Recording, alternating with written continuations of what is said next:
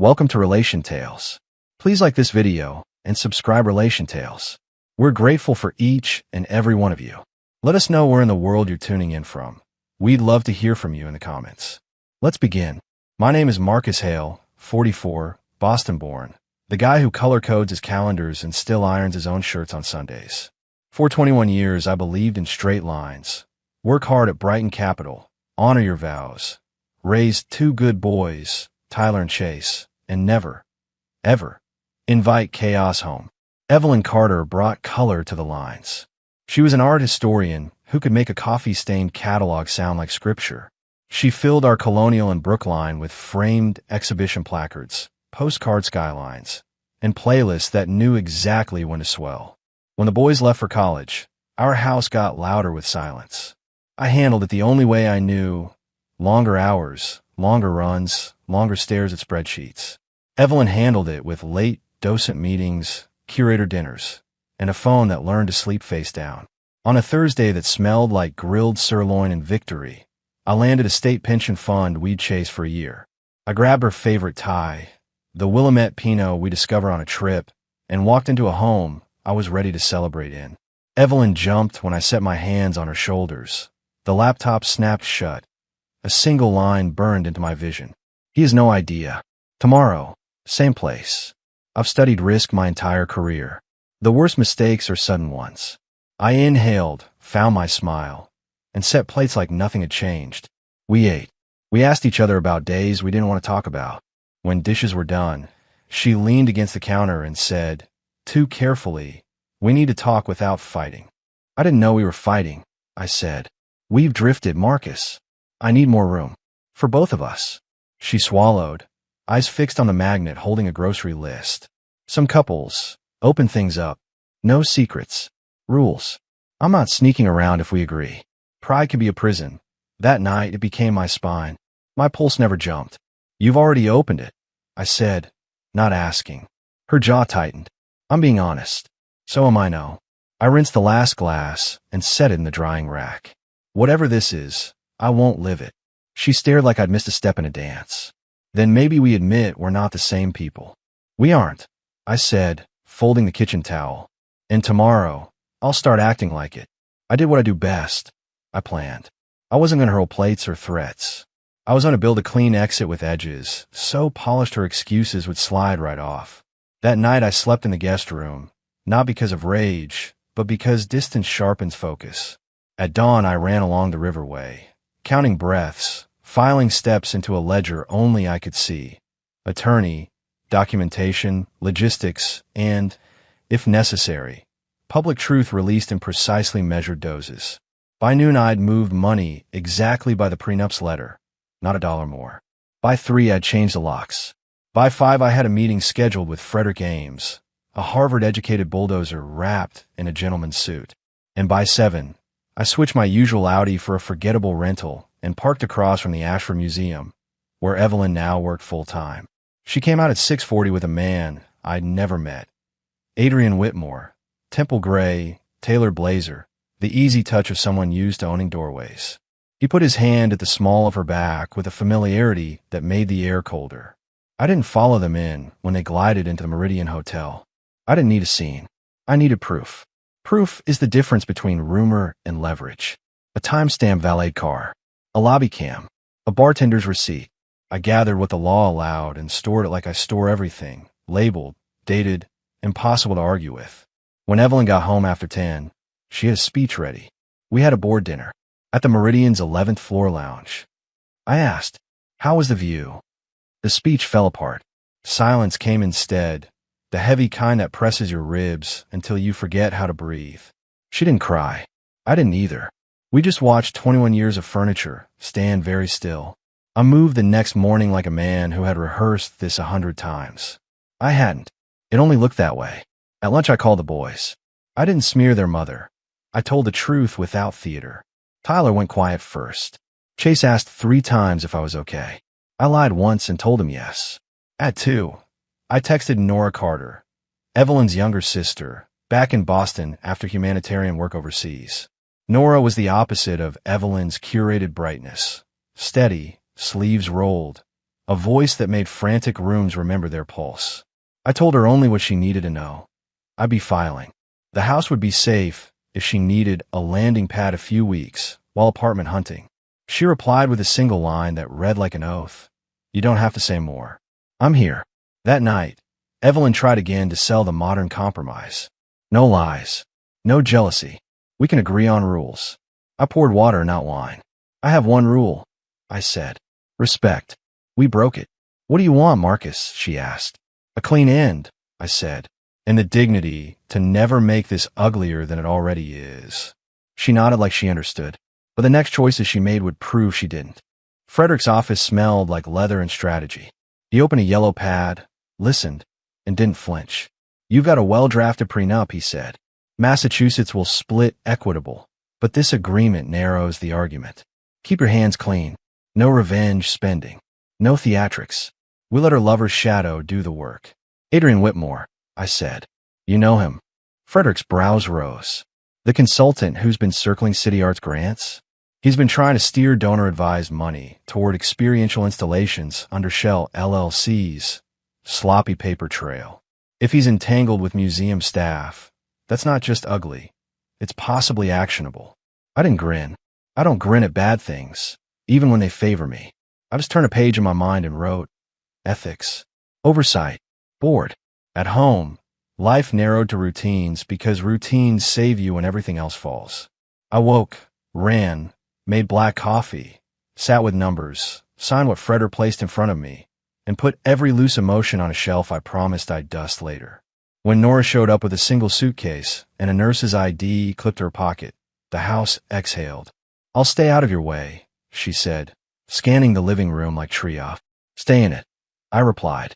There's too much empty space. Nora fit like a measured cord.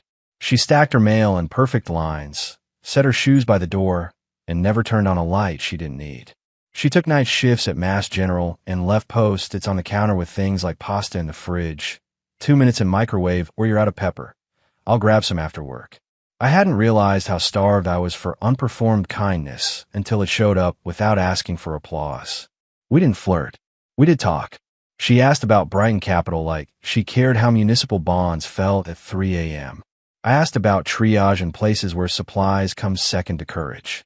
Sometimes we fell quiet and let the dishwasher do the talking. Respect isn't loud. It's a chair pulled out wordlessly and a glass of water set beside a stack of overdue mail. Proof kept accumulating. I never pried into what wasn't mine. I documented what was. A hotel clerk confirmed the corporate card Adrian used. Public filings connected Adrian's consultancy to a donor lounge Evelyn now curated. Emails, acquired the legal way, via devices I paid for and accounts we shared, didn't need lurid language to be devastating. He makes me feel seen, she wrote once. The cruelest betrayals are polite. When the locks turned for Evelyn that Tuesday and didn't open, I was ready with boxes stacked and a letter Frederick approved word for word. No gloating, no insults, just dates, logistics, and a meeting time with both lawyers present to fairly divide what years had layered into our lives. This is my house, she whispered, fury wrapped in disbelief. It was our home, I said. Now it's a memory and a contract. We'll honor both. Did Nora put you up to this? She snapped, scanning the stairs like she'd see her sister's shape in the hallway. Nora didn't betray me, I said, and I won't hide her like she did something wrong. I won't pretend it didn't shake me to watch Evelyn step off our porch with her shoulders tight against the night. But sadness and surrender are not the same thing. I closed the door and leaned my forehead against the wood long enough to let the ache leave. Then I went to my desk and opened a new file titled Ashford Compliance. 2 days later, the plan clicked from private pain into public consequence. The Ashford Museum's board chair, Henrietta Lowell, took my call because Brighton Capital holds endowments she doesn't ignore. I didn't rant. I offered concerns. A consultant pushing sponsored installations, a curator with influence over vendor selection, a chain of transactions that smelled like favors. I'm not here to punish my wife, I said. I'm here to protect an institution my sons grew up loving. Henrietta didn't thank me. Real guardians never do it out loud. She simply said, drop whatever documentation you can share in a counsel's inbox. We will handle the rest. That night Nora found me at the island, hands around an untouched mug. "You look like a man who did the right thing and hates how it feels," she said. "I'm not out to ruin her," I said. "That's why you're the one I trust," she replied, reaching across the counter for my knuckles and not pretending it was nothing. We held that line, distance with honesty, because the divorce papers weren't yet ink dry, and because respect means telling yourself, not yet, even when loneliness makes a case for close enough. The case against Adrian moved faster than I expected. Ethics committees don't sprint, unless somebody hands them a map, timestamps, and incentive. By the time both lawyers met with us in a bright glass conference room, Henrietta had already frozen 2 contracts, and an internal review had begun. Evelyn arrived looking like armor with a smile painted on it. Adrian didn't show. Men like him prefer corridors to rooms with minutes and stenographers. Frederick was a wall I stood behind happily. We signed. We split. We agreed on language that kept our boys out of the blast radius. When we stood to leave, Evelyn said, soft and edged, "You think you've won." I closed my pen. No, I think I stopped losing. Revenge, if you can call it that, works best when it isn't theater, when it's simply the truth introduced to a crowd that thought it bought silence. The Ashford Spring Gala drew donors who prefer their morality with good lighting. I hadn't planned to go. Then Henrietta called and said, "If you can stand it, show up." Transparency plays better when the person harmed isn't hiding. I wore a navy suit and a resolve I didn't need to rehearse. Nora didn't attend. We were still writing our lives with pencils. In the lobby, violins made small talk.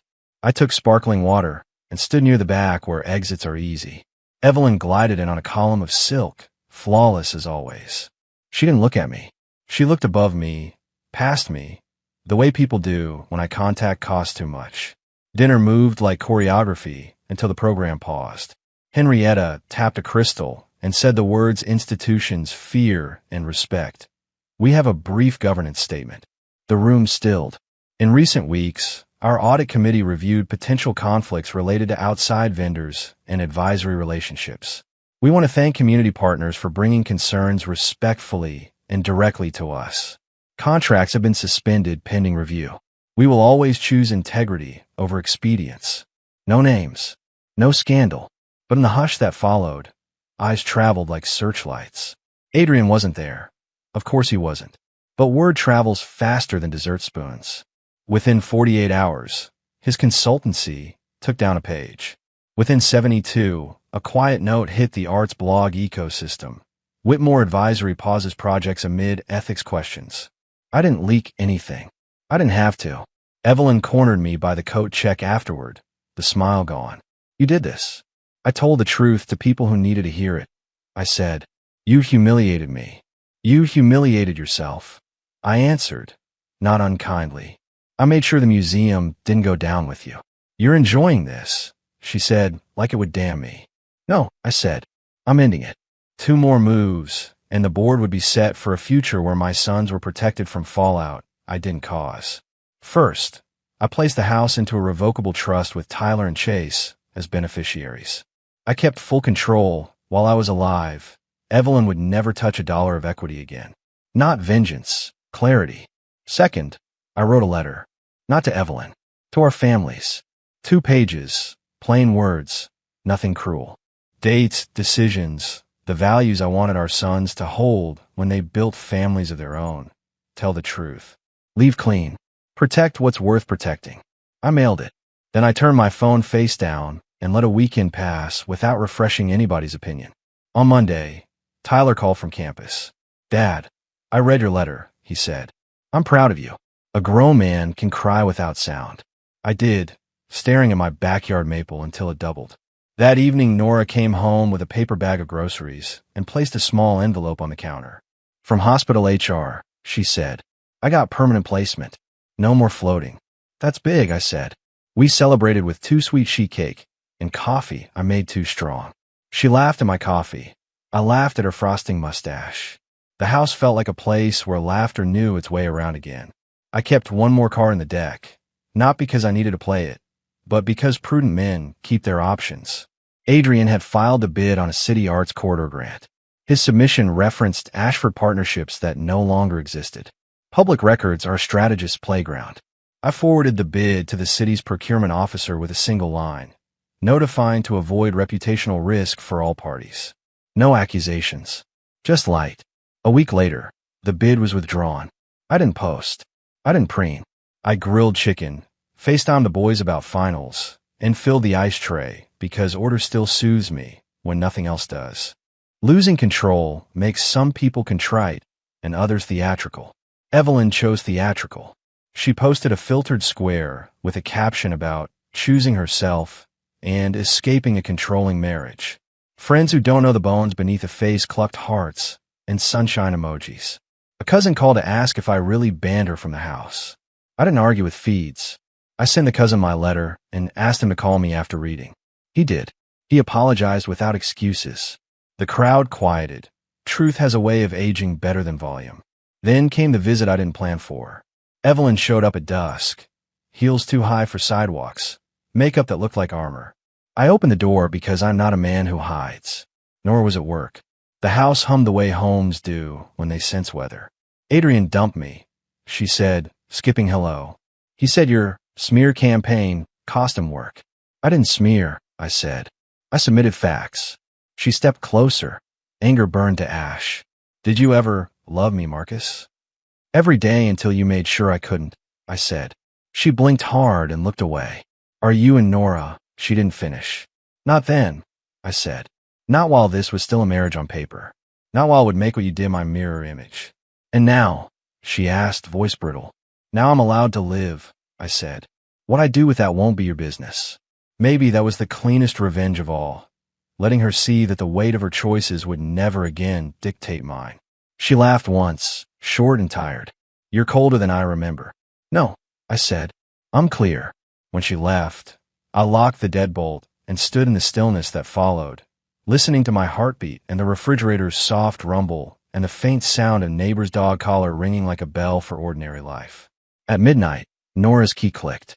She found me at the table with a legal pad, drawing boxes I didn't need. You okay? She asked. I think so, I said. I don't feel victorious. I feel finished. Finished is underrated, she said, sliding into the chair across from me. Finished is where better things can start. We didn't touch across that table. We didn't have to. Some promises are loud without sound. 2 days later the decree came through. File stamped, mail done. I took a long run, ironed a shirt I didn't need to wear, and made spaghetti with too much garlic. When Nora came home, I set down 2 plates and 1 truth. If you still want to be here, I said, I'd like to stop pretending the guest room is yours. She didn't rush. She never does. She just reached for my hand like it was a thing she'd earned by being patient and plain-spoken. I won't be your rebound, she said. You won't, I said. You'll be my choice. 6 months is not enough time to fix everything. It is enough time to build something that doesn't wobble. Evelyn took a curatorial job in another city. We don't speak. That isn't spite. That's health. The museum reset its procurement rules and published a 1-paragraph ethics update on its website that made no headlines and changed everything that mattered. Adrian popped up in a different market with a new LLC and less swagger. Men like him don't stop. They reroute. I don't chase reroutes. I protect my lane. Tyler and Chase came home for a long weekend that tasted like grilled corn and second chances. They watched how Nora and I moved around each other and recognized calm when they saw it. On Sunday, Chase lingered after dishes and said, You're lighter, Dad. I'm learning how to be, I said. After they left, Nora and I sat on the back steps, feet on cool slate, night air carrying the faintest hint of distant barbecue. No rain, no storm, just the soft, ordinary hush that used to sound like boredom and now sound like peace. I said I wouldn't be your rebound. She whispered. You aren't, I said. You're the chapter one didn't know I could write. We don't make dramatic vows. We make breakfast. We sell arms. We text the boys about midterms and scrape plates and argue, gently, about whether the rug should be navy or charcoal. I still run in the mornings. She still forgets where she put her badge. We still leave each other notes. Ordinary has replaced fragile. As for revenge, people keep asking me if I got her. I tell them no. I got free. The rest took care of itself. Evelyn's open marriage became a door she walked through alone. Her lover's contracts met daylight. My house became a trust for my sons. The museum kept its soul. And I kept my dignity so intact I can look my boys in the eyes and say the thing I want them to remember when life demands a decision. Tell the truth. Leave clean. Protect what's worth protecting. When Nora finally moved her last box from the guest room into the master, she stood in the doorway and smiled like someone who understands triage and miracles and the quiet math of staying. Any regrets? She asked. I regret not seeing the cracks sooner, I said. I regret not listening harder when the house got too quiet. I regret that I stayed proud when I should have been curious. I took her hand. But this, choosing clarity over chaos, choosing you when choosing anyone felt impossible. No regrets. She kissed my knuckles. 1, 2, 3, and we turned off the light, not to end a story, but to sleep in a home that finally held the right lines. Steady, honest, and ours.